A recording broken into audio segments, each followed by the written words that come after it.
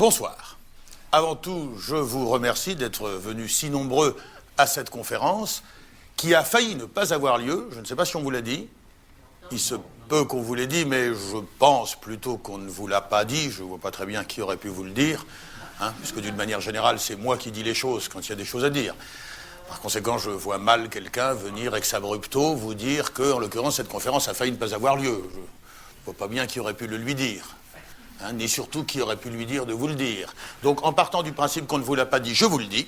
Elle a failli ne pas avoir lieu, et ceci pour une raison toute bête, c'est qu'on n'arrivait pas à se mettre d'accord sur le titre de la conférence.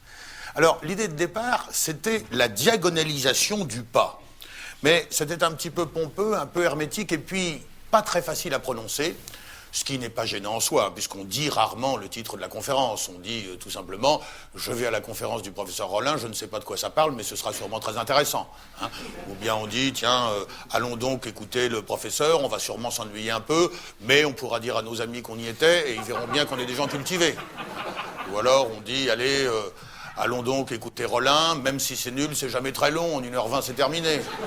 Ou alors on dit, bon, allez, allons écouter le professeur, c'est une corvée, mais ça m'étonnerait qu'il n'y ait pas au moins un truc utile à en tirer.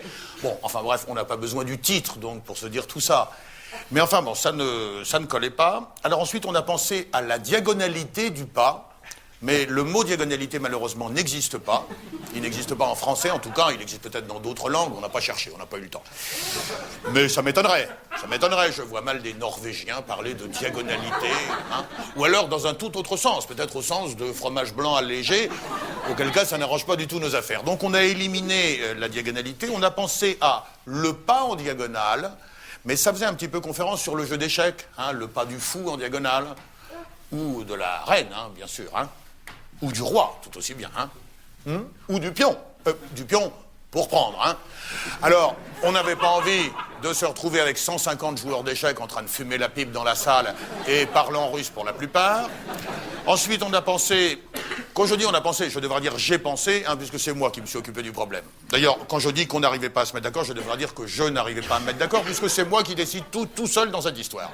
Donc, il s'agissait plutôt d'une hésitation de moi à moi, que d'un conflit à proprement parler entre moi et moi.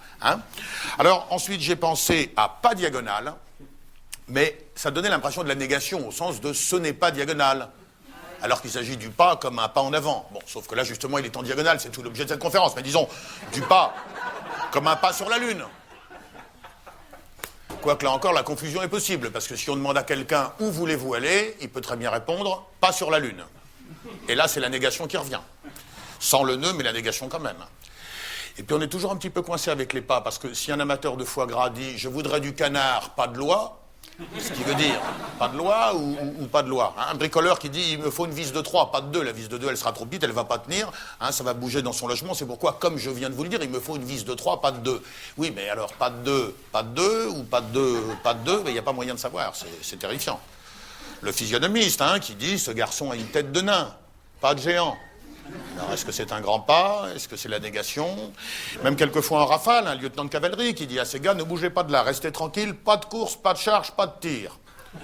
Bon, 3 dilemmes en une seule proposition. Pas de course ou pas de course, pas de charge ou pas de charge, pas de tir ou pas de tir.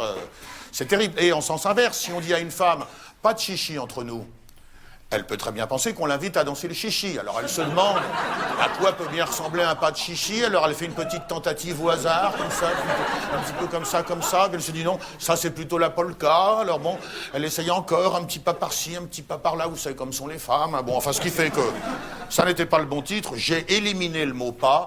Je suis passé par une ou deux idées un peu farfelues, comme Diagomarche, qui est vraiment très farfelu. Je parle du titre de la conférence, toujours.